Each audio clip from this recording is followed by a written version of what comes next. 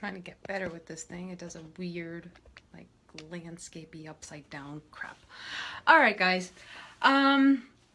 So I kind of wanted to hop in today and talk a lot probably about mindset. Because I've been having a lot of breakthroughs myself, and I actually still need to do a different live stream on my August self-care challenge that I did, my self-imposed one, and kind of tell you guys what happened there. But I've been doing a lot of work around my money mindset, and it's very popular among entrepreneurs, and we all know this. And I got to thinking about a lot of things, and it's kind of come up in conversations as a result. As I've been thinking this over the course of a few days, it's come up in different conversations where I'm like getting weird answers, and it's one of those things when you go searching for something, the answer, like, you get bombarded with it. So I thought I'd kind of just like put it all together and see if this helps anyone out, and maybe kind of clear some stuff up about why it's so hard for people to kind of take their health, their mental health into their own hands. And so anyway, so I've been doing a lot of work around my money mindset, and it's been an interesting process, and it's, in a way, it's been actually very enlightening, because I like to learn more about myself. I know it's not, mindset work's not the funnest thing in the world, but I've always kind of, I guess, you know, due to my own mental illness background, I've always been kind of inclined toward figuring out why I think what I think, where it comes from, how to fix it, how to change it, all that fun stuff. So mindset for me is just, you know, it's fun, but I know it's not fun for a lot of people.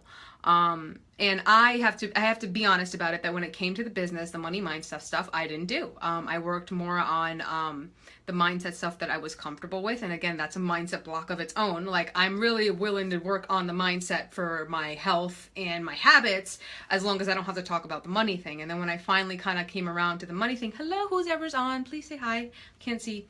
When I started working toward the money mindset stuff, I actually learned a lot more about my health mindset and my food mindset. Now, this has been kind of spurred on by a number of things. I just finished a Whole30. Jill just finished one. I talked about that yesterday. Danielle is starting one, is in the beginning stages of one. And the creator of the Whole30, I think I was talking to Jill about this yesterday. She's been getting a lot of flack for the rules of the program, and people not wanting to be without, Whole30 compliant pancakes and waffles, and using like compliant sweeteners to use in their coffee. It's just been a bunch of stuff.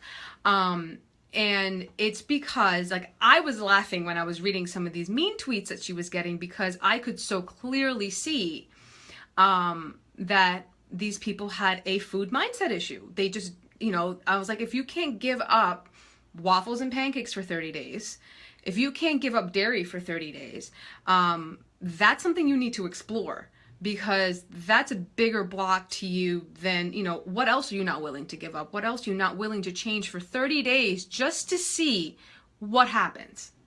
Just to see what happens. We're not telling you never do it again. It's just to see what happens. And it's been interesting, because I could so clearly see that coming out in these tweets and stuff to the creator of the program, and even some people who have questioned, who have asked me about it. And when I recommend the program, I've been on a few sales calls in the past, not these past couple of weeks, because I've had some stuff to deal with, but in the last month, and whenever I've come up, like whenever I've mentioned about changing food, I either never hear from the person again, or they're just like, oh, I'll think about it, or I get like some vehement resistance to it. And here's the thing. Your response to giving up a certain food that you love is very much related to the same issues of what's going to be around your money mindset. And it's also going to be one of the reasons that you're dealing with a mental health issue. It's never about the thing that we think it is about. And I've kind of reiterated the story in a few different ways. But when I went through my first Whole30 and I realized, holy crap, I'm not depressed anymore. That was great. I was actually high on just that feeling for a couple of weeks. It was actually after the program ended, and I was still actually following the template, but all of a sudden, now that I had the freedom to choose any food that I wanted, because I wasn't within the confines of the program, like I didn't have those strict rules for like the 30 days. I wasn't like imposing them on myself. So like I was still eating relatively the same way with a couple of adjustments here and there. But also when I had the freedom to choose the food, I was still going back to the foods that I knew would make me feel like crap. Still going back to the foods that were going to bring back the depression and the anxiety that I had just gotten rid of for the first time in my life. And it had nothing to do with the food. Even my binge eating days had nothing to do with the food. It all had to do with the fact that the reasons of why I was depressed, the reasons why I was eating food to comfort, soothe, or punish myself, the reasons why I have money blocks now that I'm going through that work. It's all the same stuff. And you know what? We really get tired of having the same issue come up over and over and over again. I cannot tell you how much I don't want to hear about my mother issues showing up in every area of my life.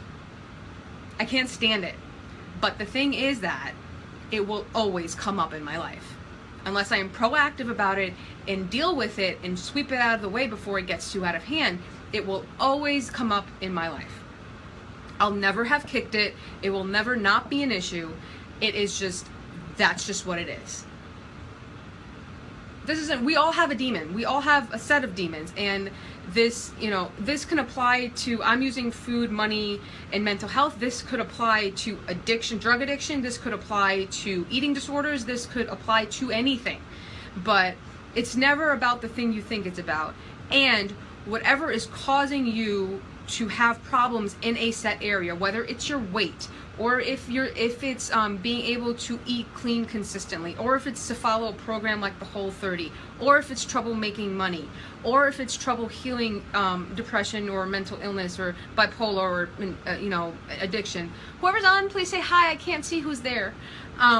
Whatever any of these issues are, the underlying, what's actually causing them is never the coping mechanism that we're using. I used food as a coping mechanism for a long time. Then I shifted to weed, although weed was my gateway drug to food. Like, they always talk about weed being a great gateway drug to other things. No. Because once I had healed, once I was able to reset my body's signals for food, I wasn't able to overeat anymore. So I started using weed to be able to overeat because I didn't know how to deal with the crap that was coming up that I had to deal with without food. And then I had to get off of weed, and which meant I had to get off of food, and then I was left with nothing because there was nothing else that I was willing to do.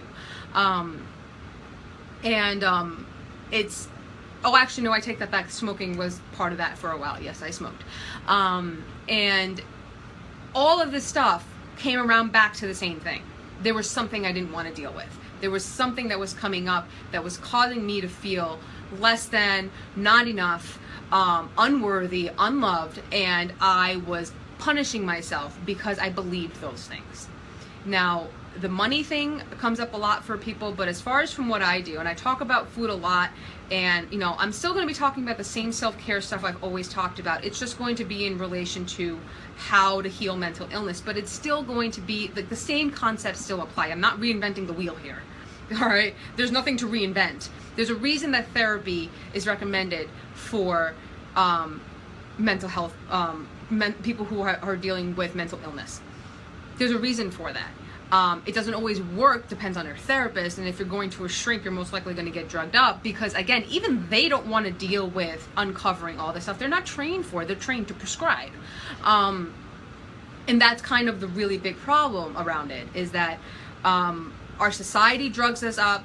It gives us food that is pretty much a drug. It gives us pharmaceuticals that are drugs to keep us numb. We have work to keep us numbed out from dealing with. We have so many different ways of being disconnected from what it is what's really harming us. And the illnesses that we get, whether it's mental health or physical, whether it's addiction to food, or if it's a money mindset issue, all of these manifestations are coming from the same set of problems. There's a number of mindset coaches who can tell you that, but nobody wants to deal with it. Nobody wants to be told you can't have wine and chocolate for 30 days. They'll have a conniption. What the hell am I supposed to do if I can't have wine? You figure out why it is that you need it.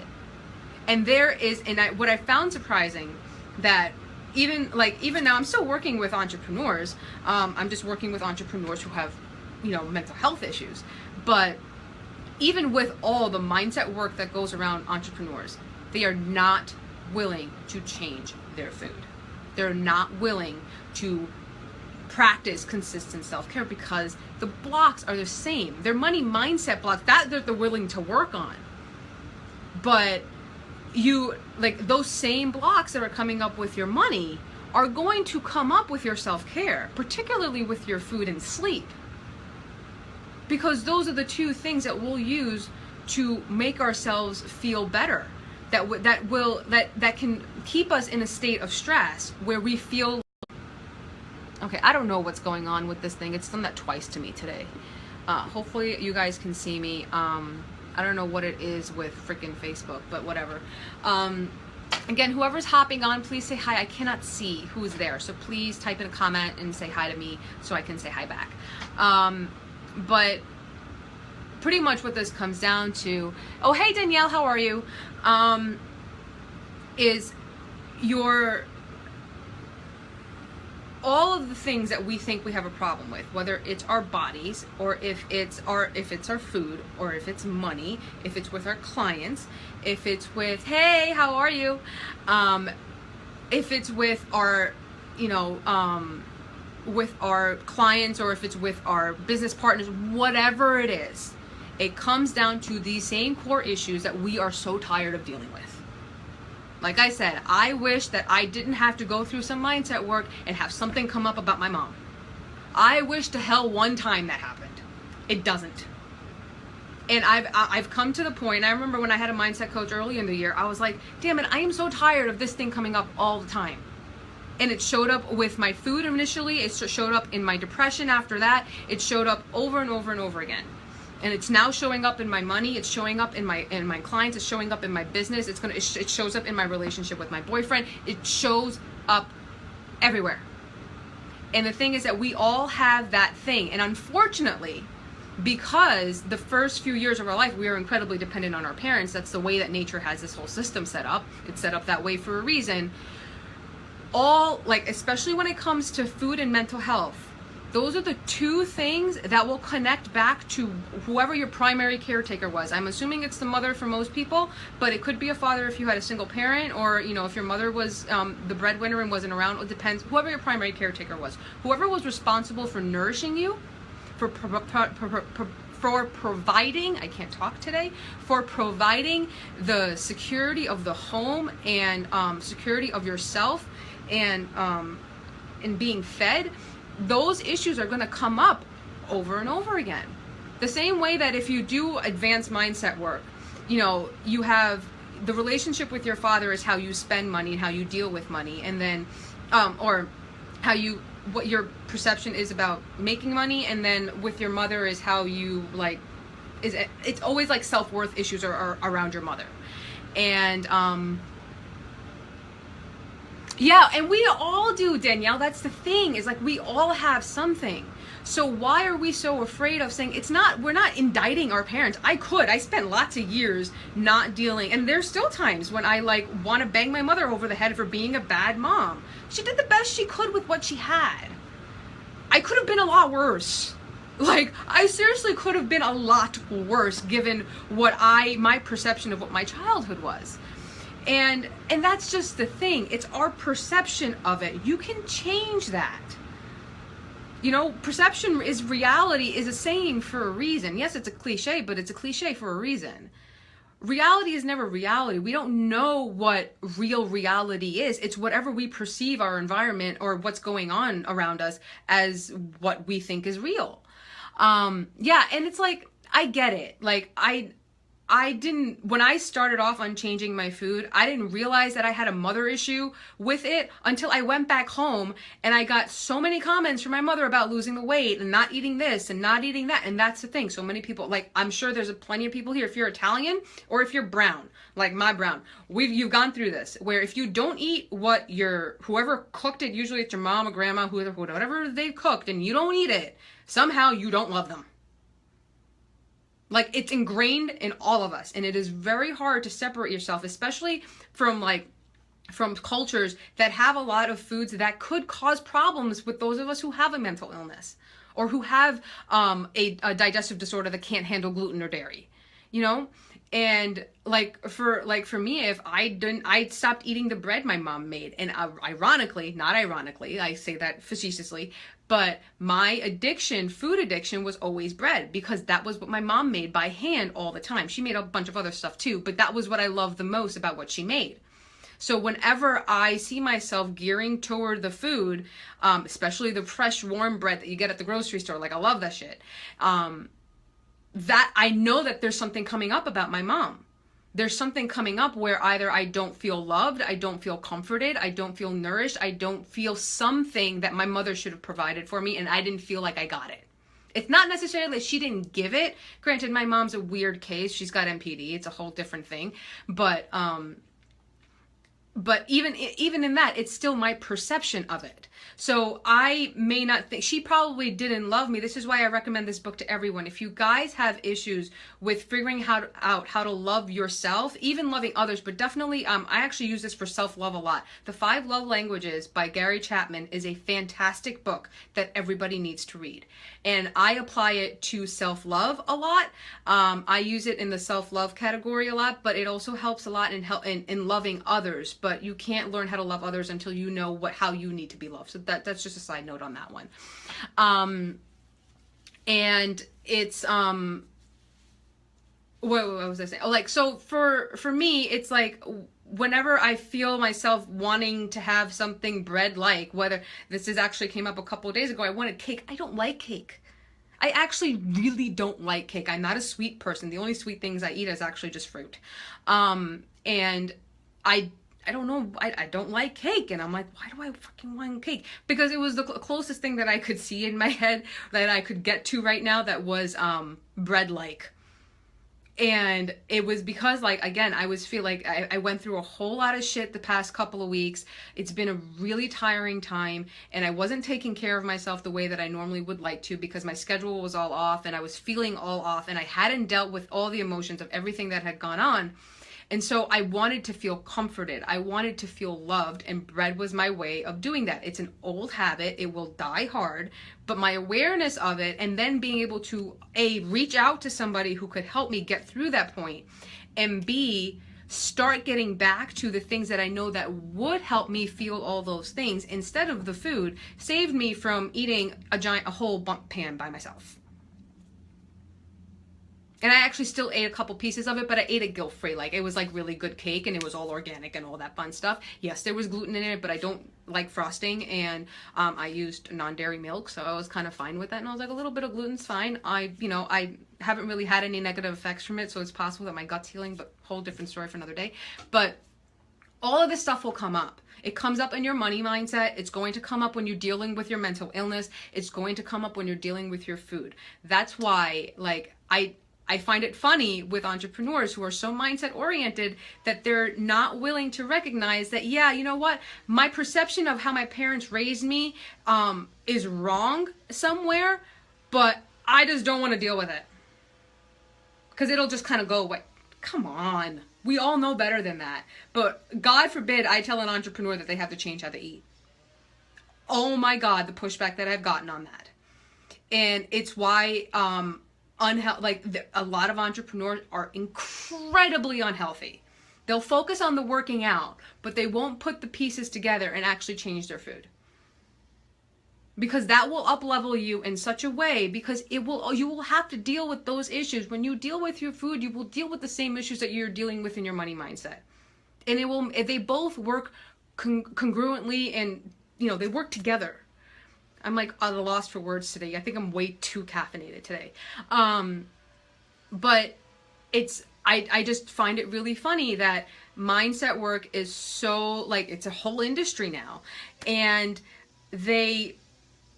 entrepreneurs, especially in the Facebook sphere, they're not willing to recognize. I've been lucky. I've come across a handful of people who are really like, you know what can I do? How can I fix this? I'll do whatever you tell me to do. And then there are other people where they're like, I've either interviewed them or I've had them on discovery calls, and when I tell them what needs to be done, it's like, nope, not gonna do it. And those same issues that are blocking you from even thinking about changing your food, like the food you're like, oh, I can't go without cheese for 90 days. Oh, I can't go 30 days. I can't go without wine for 30 days. Oh, honey, why not? Because those same issues that are stopping you from doing that are preventing you from making the money that's waiting for you. It's preventing from the clients that really want to work with you from coming out of the woodwork. It's preventing you from growing your business to a point where it's completely self-sufficient and you have more time than you know what to do with. It's the same issues. It comes in a whole bunch of different packages, and you are going to need to tackle them from all different areas, because in each different area it manifests differently. There's a different portion of that issue that is affecting you, and you have to hit it from all those avenues in order to actually be a complete whole person. And that's ultimately all of our goals, I hope. So I don't know if anyone has any questions. I don't know, Danielle, if you're still here, or whoever else is here. I'm not sure. I think it's Danielle that's still here. If you have any questions for me about this, because I feel like I've just been ranting for a little while. All fine. I don't mind ranting. Yeah, if you have any questions for me, that'd be great. Otherwise, I will be back. Maybe later today. I'll see how the rest of my day goes. I got to check my schedule. I have a couple of calls today. But I do want to do a video on what happened in August with me, with my self-care challenge. Kind of touched on a little bit here. Kind of go into a little bit more in depth about that. For anybody who's really interested. Otherwise, you know. And also, I did put up a poll yesterday about what you guys want to learn about mental health. So if you guys could please complete that for me. You know, you have the option to put in whatever options you're looking for. I just put in like the first 3 that are the most common ones that get talked about. But if you have any other options with that, feel free to put those in, because I want to make sure that I start putting out content that you guys actually want to hear about, rather than stuff that makes me feel good. What is the connection between father and money mindset? Okay, yeah, I think, I can't, again, money mindset's not my forte, but I remember hearing Molly Sapp talk about this, and I want to make sure I'm quoting her right. I really don't want to quote her wrong, but I think, like, mother and father both kind of feed into money mindset, but I think with fathers, it's how you have to work to get money. How you spend money. There's, you know, all like kind of like the more tactical issues with money, how to make it, how to spend it, how to save it. All that stuff kind of comes from watching your dad. And that really kind of helped me unravel a whole bunch of other stuff, because I was trying to figure out where mine was coming from. And I don't currently have a mindset coach. I'm trying to find the right fit for me. And that one actually kind of helped unpackage a whole bunch of stuff, because, you know, one of my things is that you have to work really long and hard, even when you have your own business, because my father is an entrepreneur, is that you have to work really long and hard to get the money. Yeah, she has a few live streams in her group. She says it much more eloquently than I can, but that's kind of like the general gist of it. But yeah, that kind of helped me unravel a whole bunch of other stuff, as far as money mindset is concerned. But, you know, father stuff actually relates back to food too. And, you know, that's, you know, that's a whole different side. I actually should probably do a live stream on that too, in mental illness. But, if there's no other questions, I will hop off, and I will see y'all later. And any questions for me, post them in the video or post them in the group, and I will definitely check in on them. Otherwise, I hope you all have a great day. Bye-bye.